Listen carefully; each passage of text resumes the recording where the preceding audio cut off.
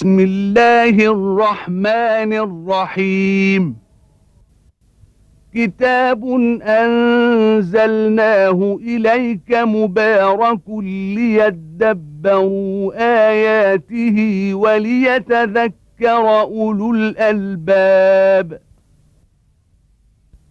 صدق الله العظيم.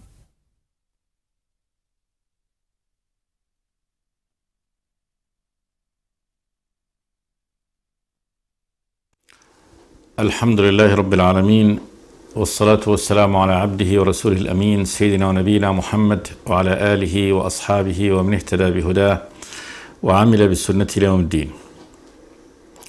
وبعد، فيقول الله تبارك وتعالى: ذلك ومن يعظم شعائر الله فإنها من تقوى القلوب، لكم فيها منافع إلى أجل مسمى ثم محلها إلى البيت العتيق، ولكل أمة جعلنا منسكا ليذكروا اسم الله على ما رزقهم من بهيمة الأنعام فإلهكم إله واحد فله أسلموا وبشر المخبتين الذين إذا ذكر الله وجلت قلوبهم والصابرين على ما أصابهم والمقيم الصلاة ومما رزقناهم ينفقون. والبدن جعلناها لكم من شعائر الله لكم فيها خير فاذكروا اسم الله عليها صواف فإذا وجبت جنوبها فكلوا منها وأطعموا القانع والمعتر كذلك سخرناها لكم لعلكم تشكرون. لن ينال الله لحومها ولا دماؤها ولكن يناله التقوى منكم كذلك سخرناها لكم لتكبروا الله على ما هداكم وبشر المحسنين. هذه الآيات من سورة الحج. وبعد أن ذكر الله تبارك وتعالى طائفة من أحكام الحج، بدءا من قوله تبارك وتعالى: إن الذين كفروا ويصدون عن سبيل الله والمسجد الحرام الذي جعلناه للناس سواء العاكف فيه والباد ومن يرد فيه بإلحاد من ظلم نذقه من عذاب أليم وإذ بوأنا لإبراهيم مكان البيت. ذكر الله تبارك وتعالى طائفة من هذه الأحكام وقال ذلك إشارة إلى ما ذكره الله تبارك وتعالى: ومن يعظم شعائر الله فإنها من تقوى القلوب.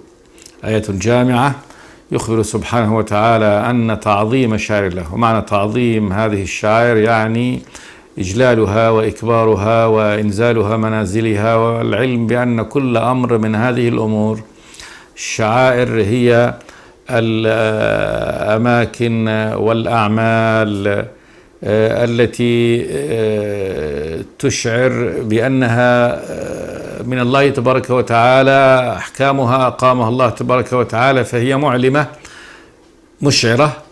الإشعار هو الإعلام، مشعرة معلمة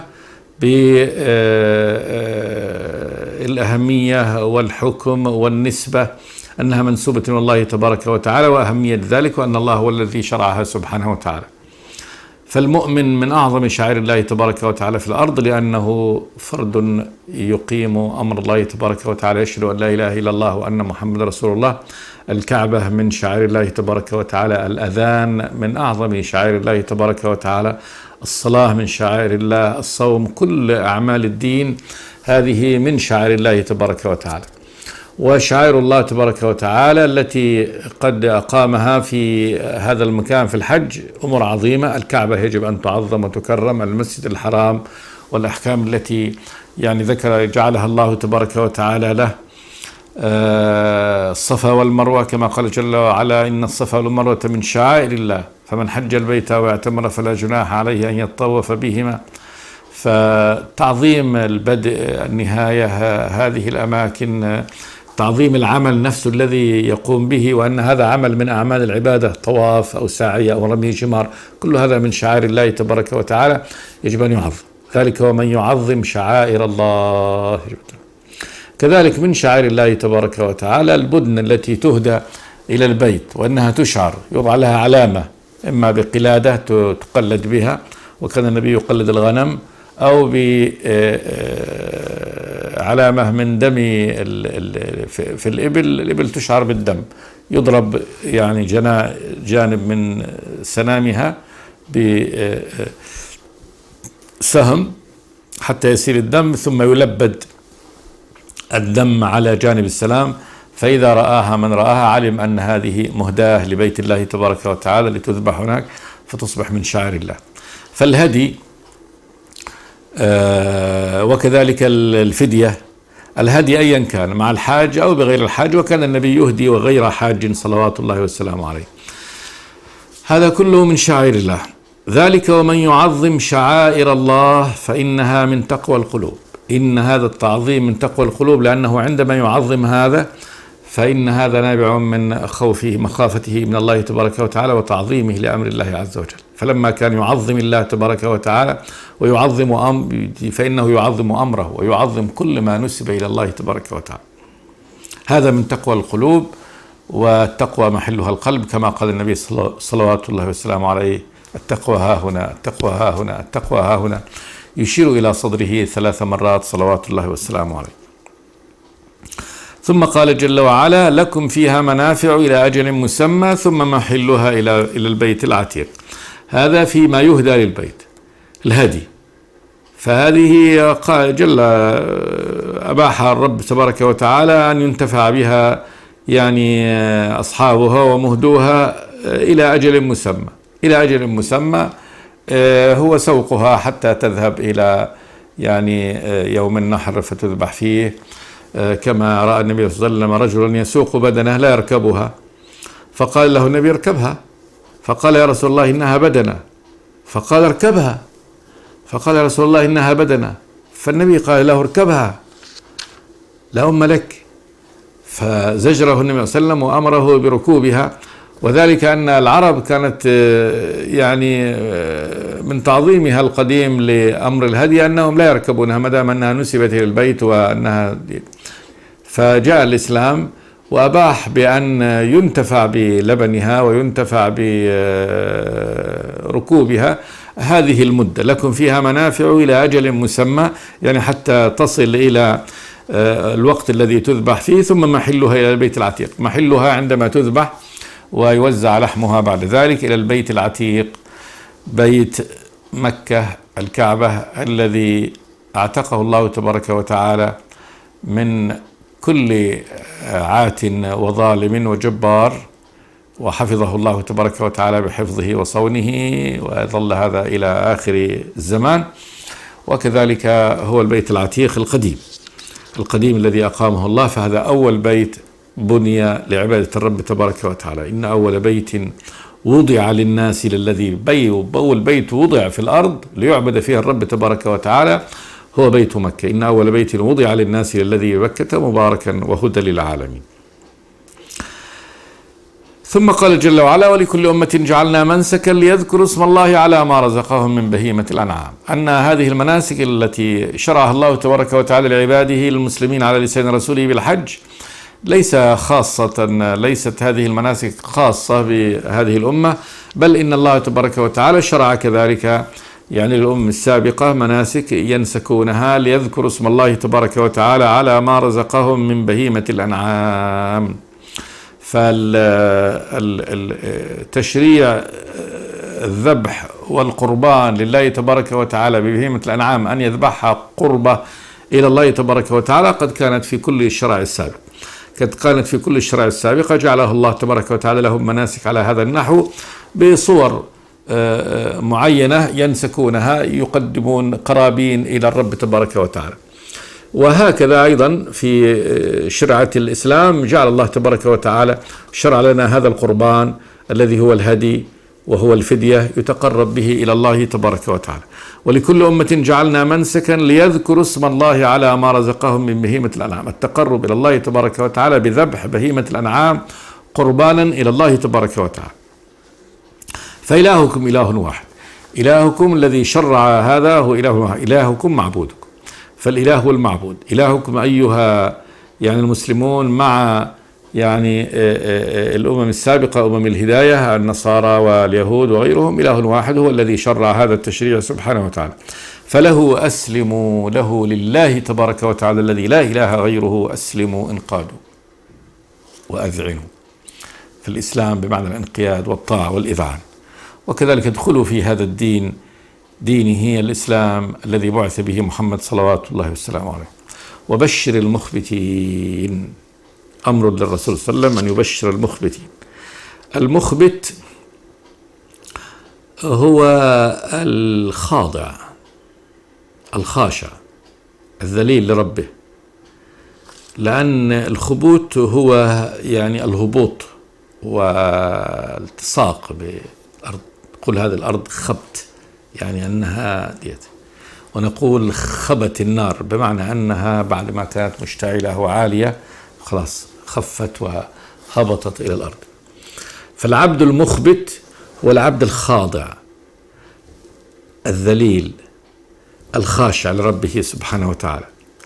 فهذا العبد الذي ذل لربه وخضع له واستكان له سبحانه وتعالى وقبل أمره ونفذه على النحو الذي يريده سبحانه وتعالى، هذا هو العبد، يعني العبد الحقيقي الخاشع لله عز وجل. صفة من صفات يعني المؤمن، بل هي صفة يعني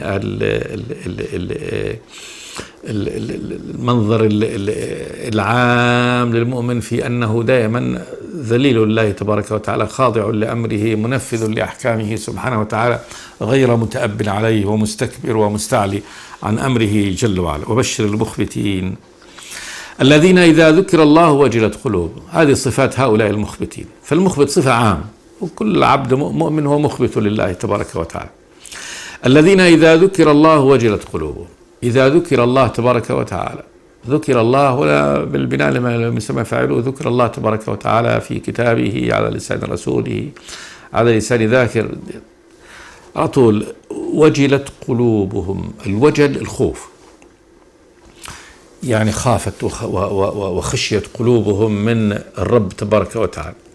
وذلك أن الرب تبارك وتعالى سريع العقاب شديد العقاب ويأخذ بالذنب، ومن تأبى عليه ورفض أمره وعاقبه وعقوبته شديدة، ولا يعذب مثل ما يعذب الرب تبارك وتعالى.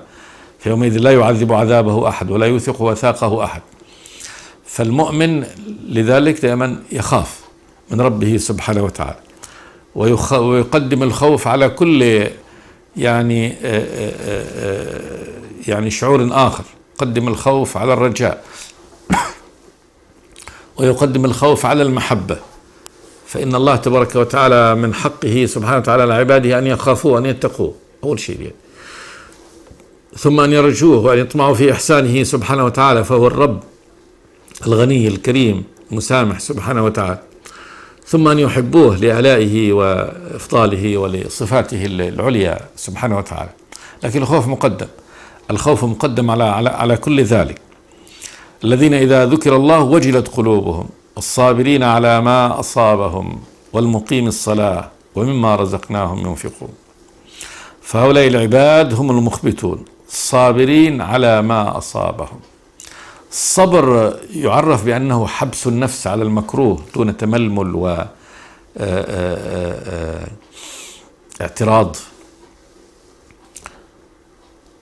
فالصابرين على ما أصابهم من الأمور، يعني أمور الشرور التي يعني المؤلمة، سواء كان بمرض أو بفقد عزيز، بموت، بفراق، بأي نوع من يعني هذه الفتن والشرور، الأحداث التي تجري عليهم، يصبرون لأنهم يعلمون أن هذا يعني من الله تبارك وتعالى، وأنه يعني اختبار لهم وامتحان لهم، فهم صابرون.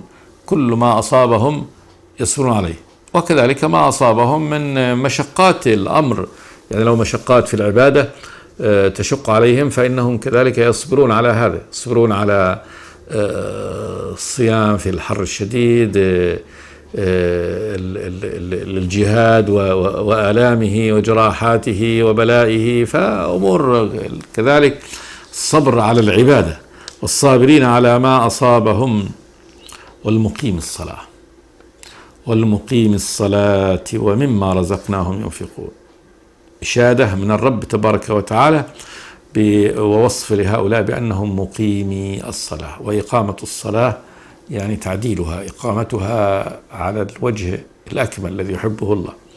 ولا تكون الصلاة مقامة إلا بتضافر واجتماع كل شروطها التي اشترطت لها، كستر العورة وأخذ الزينة والطهارة الكاملة ودخول وقتها، وبعد ذلك كذلك خشوع القلب فيها وإخلاص النية لله تبارك وتعالى فيها. كل هذا يعني من معاني إقامتها. وكذلك من معاني إقامتها أداء أركانها، كل ما هو من أركانها وعملها فيؤديها بأركانها كما يعني أمرنا أن نصلي. صلوا كما رأيتموني أصلي. والمقيم الصلاة ومما رزقناهم ينفقون. هذا من صفات المخبتين كذلك، أنهم مما يعني من الذي رزقهم الله تبارك وتعالى ينفقون. وقال مما رزقناهم، وذلك أنهم كل ما يناله العبد من خير هو من الله تبارك وتعالى. كل هذا الخير رزق، والرزق كل ما ينتفع به، كل ما ينتفع به ينتفع العباد به الرزق. على هذا المطر النازل من السماء للعباد هذا رزق للبشر كلها، رزق ثم ما ينبته الله تبارك وتعالى من هذه الأرض، الأنعام الموجودة، هذا طبعا الرزق اللي هو الرزق للعباد، وما خلق الله تبارك وتعالى من هذه المنافع العظيمة. ثم ما يحصله الإنسان، هنا المقصود هنا مما رزقناهم، يعني مما حصله الإنسان وقسمه الله تبارك وتعالى له من هذه الأرزاق ينفقون، يخرجون بعضها في سبيل الله تبارك وتعالى، إما بالوجوب كالزكاة التي فرضها الله تبارك وتعالى، وإما بالاستحباب كالإنفاق في أبواب الخير. ومما رزقناهم ينفقون، ما قال يعني ما رزقناهم ينفقون، وإنما قال مما، يعني جزء مما رزقهم الله تبارك وتعالى ينفقون. فهذه الآية فيها يعني جماع صفات هؤلاء العباد المخبتين الذي يحبهم الله تبارك وتعالى، وهؤلاء هم الذين لهم البشر. وبشر المخبتين الذين إذا ذكر الله وجلت قلوبهم، والصابرين على ما أصابهم، والمقيم الصلاة، ومما رزقناهم ينفقون. هؤلاء الذين اتصفوا بهذه الصفات العظيمة هم الذين لهم هذه البشرى من الله تبارك وتعالى. وهؤلاء هم الذين يعظمون شعائر الله تبارك وتعالى، وخاصة في هذه الأماكن، يعني الأماكن العظيمة، يعني وهذا المقام العظيم مقام الحج، مقام أمرنا فيه بتعظيم شعائر الله، من مكة الحرام، من الكعبة، من الصفا والمروة، من الحجاج، من العمار، من الزوار، حتى إنه في الحج حج أشهر معلومات، فمن فرض فيهن الحج فلا رفث ولا فسوق ولا جدال في الحج. فآداب معينة وأحكام معينة ومواقيت معينة، فهذا التزام بمنهج كامل يعني في العبادة، ومشاعر كاملة مما يحيط بك يجب أن تعظمه. فهذا توجيه من الله تبارك وتعالى إلى تعظيم هذه الشعائر.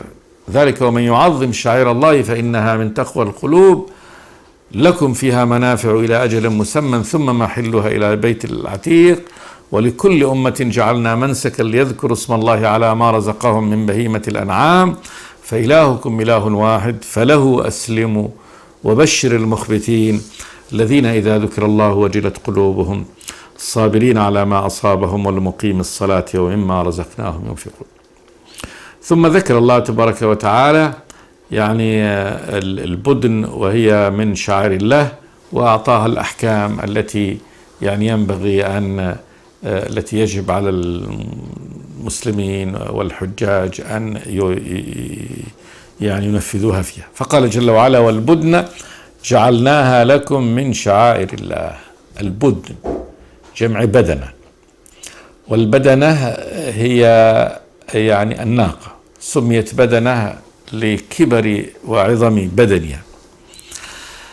قال جل وعلا: جعلناها لكم، جعل خلق الله تبارك وتعالى وتصير هذا الأمر من شعائر الله، من شعائره سبحانه وتعالى، أنها هذه خلاص يعني علامة من العلامات الدالة على ديت، وفيها هذه الأحكام الخاصة بهذا الأمر، أنها تهدى لله تبارك وتعالى وتذبح عند بيته وبصفات معينة.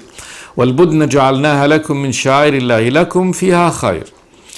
لكم فيها خير، أول شيء الخير الذي فيها الذي يعني من خلقها الله تبارك وتعالى من أجله، من ركوبها وشرب لبنها وأكل لحمها والمنافع العظيمة التي فيها والعمل الذي يعني تقوم به نيابة عن الإنسان فيها، فهي من يعني حيوانات الحمل وحيوانات الجر، وفيها كل منافع الأنعام، منافع الأربعة للأنعام، اللحم واللبن والحمل والجر والمنافع الأخرى من جلودها وأوبارها. فلكم فيها خير عظيم. وكذلك لكم فيها خير الآخرة، فإن الله تبارك وتعالى جعلها باب من الأبواب أنها تهدى له وتذبح في سبيله سبحانه وتعالى، ويكون في هذا الخير العظيم لمهديها للرب تبارك وتعالى من الثواب الجزيل، وكذلك من يعني نفع يعني الفقراء والمساكين الذين يعني يعطون منها. لكم فيها خير. إذن فاذكروا اسم الله عليها صواف. اذكروا اسم الله عليها، لا تذبح إلا بذكر الله تبارك وتعالى. اذكروا اسم الله عليها عند الذبح، واسم الله يقول بسم الله،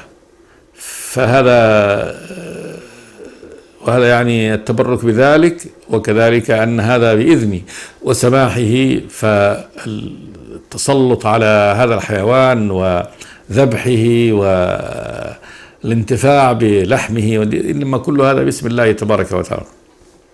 فاذكروا اسم الله عليها صواف، حال كونها صواف. والصواف يعني أنها تكون واقفة على 3 أرجل، ويعني معقلة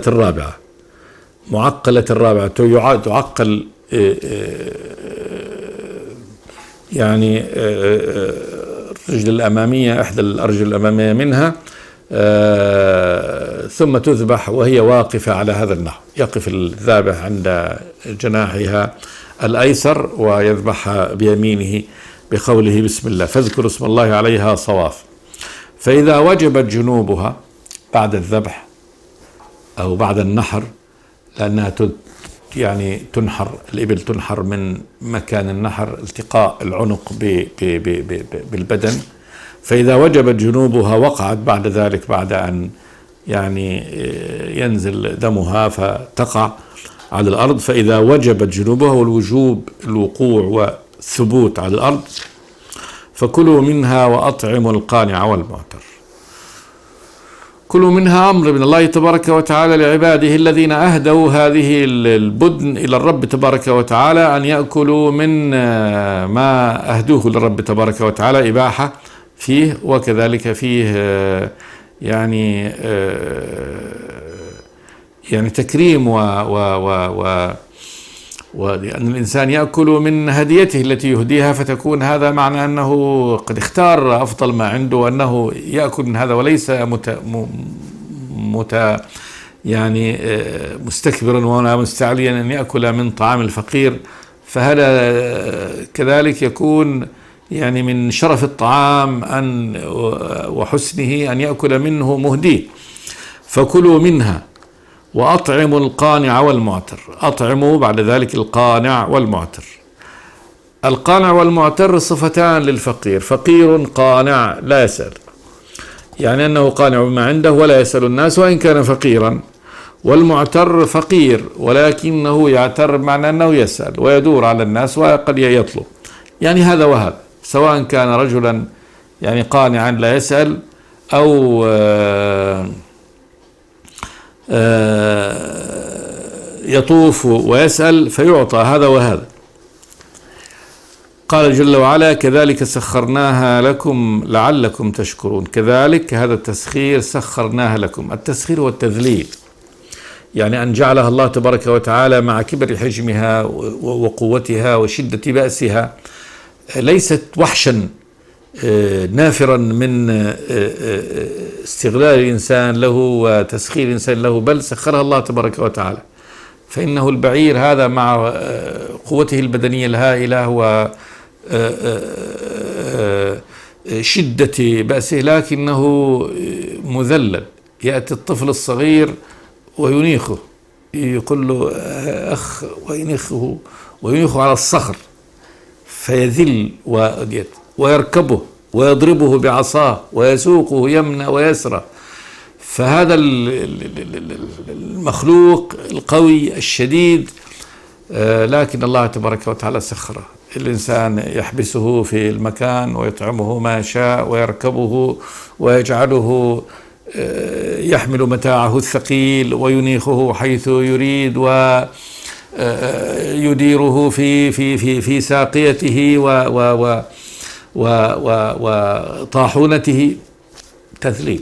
كذلك سخرناها لكم، كهذا التسخير البين الواضح الذي يعرفه كل أحد، سخرها الله تبارك وتعالى لنا هذا التسخير. ولو لم يسخرها الله تبارك وتعالى، لو جعلها وحوشا يعني نافرة كسائر الوحوش، لما استطاع الإنسان أن يعني يجتلبها وأن يذللها على هذا النحو، بل لما كان للإنسان قدرة على أن يذل.